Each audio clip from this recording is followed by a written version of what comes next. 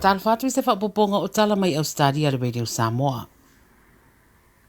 E tō tasi wa maniu Malaysia ro tautong fitia le whanamai le mai o se whaalawalawe na tula e mai le pōna pōi le tu i sauti se sifo sini e ta tonu leo leo yeiso o tanga i ve singa kengi o lo mai tawina pēr i te tono le tunu.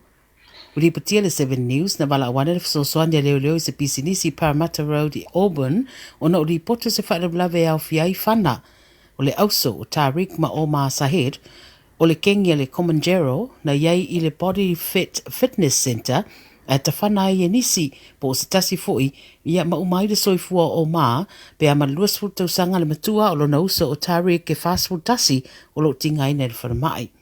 No whai aso e ngā leo leo le whaaralawe alo iai isi di poti wa ta wai sa fuafua o Tariq o le a vea ma whaururungo le kengi lea le Commanjero ma sa lapta ia leo leo lo iai se turanga la matia mai au na whae tete e le saunga le mu o na waaia i no fuanga whaitele. Ua tua ia le palemia o Ausetalia Scott Morrison i le tutuafi o le taitai o le vaenga whai le Labour i le mataupe whaatatau i le tau o le soifuanga. O le whamtalanga lea le palemia ua whaia ua tua ia i le taitai o le tuangai i leona langolango ina o le sitanga e 5% le tongi mawalalo ngā nuenga. Mai mai Morrison, ua na o le fia o Albanese e whai whamtalanga e whaatatau i le tau o le soifuanga e leini ana tali i ia whaafitau li po oni polisi foi ua whaatulanga mo ia mata upu. Ma na o le paule tulanga e o iai o le whaatatele o le whaafitau li ai lei se fo ia. O le vai asenei ua whaawawai pēr whainga o whaatosina vaenga whaufai a ua taura lata mai lava le whainga pālota i le whaai unga o le masina nei. E tō tasi si tamai tai ua maniu i le tu i mātua Quincelani na ua maa ngotola na taawale i lolonga i le tu i mātua Mackay.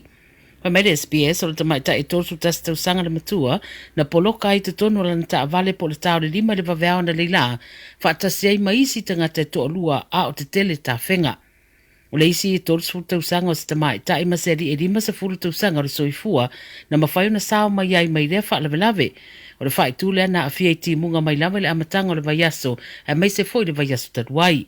Whai mai leo leo e au lawa i avata avale na utangia fautuanga lo whai a pēr ia so umai na ia whae tete i no whanga o lo vaia ma ia tō manatu mua au le i oso i te tono le ta avale ma wha a foi le ta avale e mai se lawa i aso lo wā e pē una iai le teminei le a whae tū.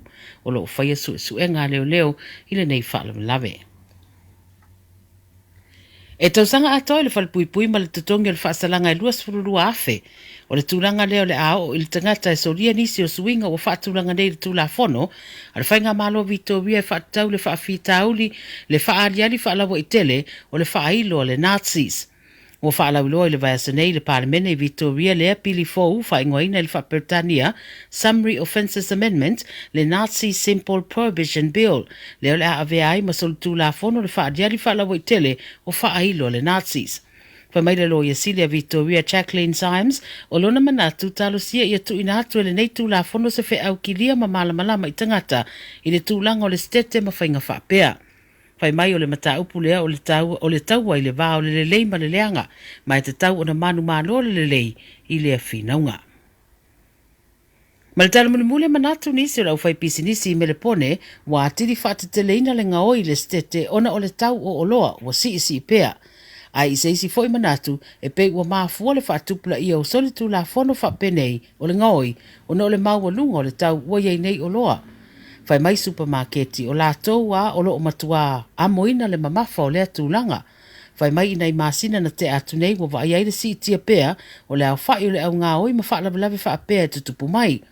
Wa ta ua mai le au whai pisinisi e iei lava le sootanga i le vā o le tūlanga lea ma le tau o le soifuanga.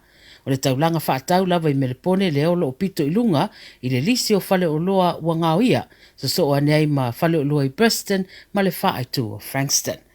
O tala nana video Samoa mo le nei awa uli mau fo i seisi whapoponga i le asoa tai au.